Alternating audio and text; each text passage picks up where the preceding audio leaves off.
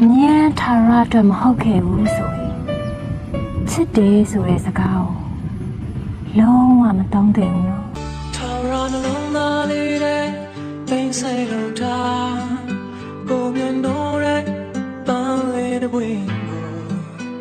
အချိန်တွေဟောင်းသွားလဲပဲခုထိမမေ့သေးဘူး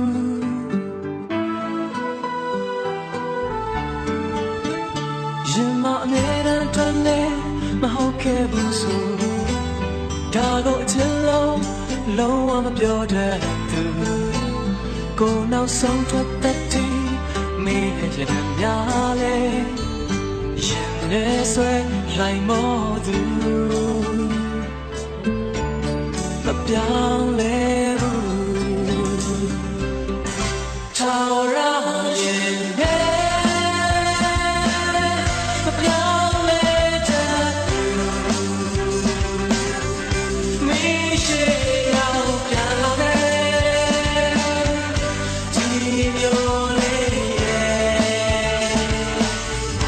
မိုင်းတွေချလဲမေးရှိရောက်ပြန်လာတယ်နာအိမ်မဲ့ရင်မထားရှိခဲ့တန်တဆိန်များတော့ဝတ်ထားခဲ့ပန်းကြောင်လေးတစ်ပွင့်လို့အယောင်ပြေနွမ်းသွားလေရင်နှံကမပြေသေးဘူး